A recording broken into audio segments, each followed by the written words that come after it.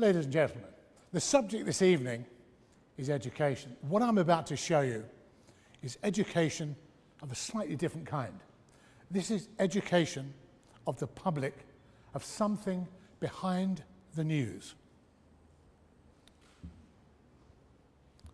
What's that? Yep. We hear of a ship being taken, it's on the news, and a few months later, a ransom's paid, and the crew are released. Now, talk about education. These are not educated men. These are Somali fishermen who've gone bad. For whatever reason, they are now pirates. These are modern-day pirates, not warm and cuddly Jack Sparrow, but men who kill and maim to extract money from rich shipping companies. Rocket-propelled grenade, weapons, AK-47s, we've all heard of, and the like. And they're on a beach in Somalia, in their little attack boat, little fast things, which you can barely see on the ocean.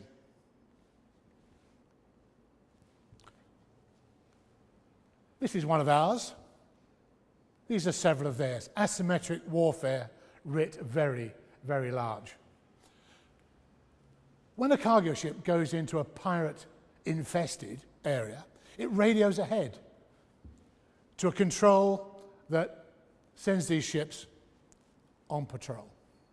The trouble is, the sea is enormous. And even when the big grey boats launch their helicopters, they can't cover enough sea. Moreover, the little boats that go out, go out on motherships, so they get further and further from shore, making the range of their operations that much bigger, meaning they get lost that much easier. They are very hard to find. And guess what? In this modern liberal day, when they're found, do you know what we do? We say, "You're pirates." "No, we're not." "Where are our guns? We saw you throwing them overboard." "Okay, where's your fishing tackle?" "We lost it." "Okay, what about that boarding ladder?" "An ordinary domestic ladder with hooks on the end, so they can hook them on the low freeboard of a ship and climb up. These are fit young men." Well, yeah, we didn't have time to throw that overboard." We give them food and water and spare fuel and say, "Go home." Most of the time. This is when the good guys win. It happens to be the US cavalry charging in, and this a sight I love, pirates surrendering. This is us, the people that need the goods that are shipped by sea around the world, which is most of what we consume. And these men rarely have a success. Too many ships to guard, too many pirate attacks. This is when we lose. That is a parachute with a container underneath containing millions of US dollars in solid, hard cash.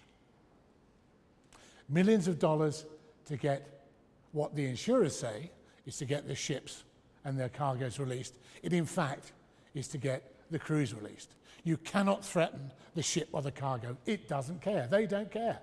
Crews care. We're going to chop his arms off if you don't send us money.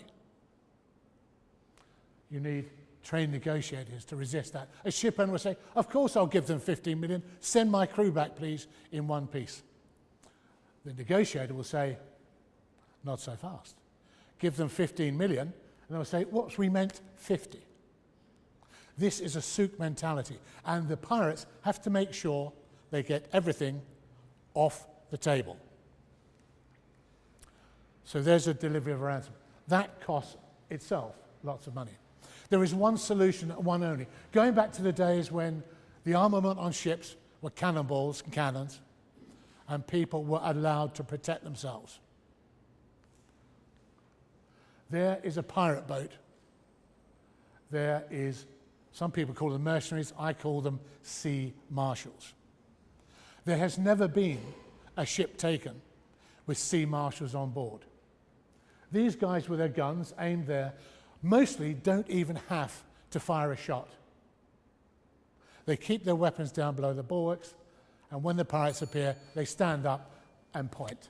They don't need to shoot, and the pirates, being bullies, just go away.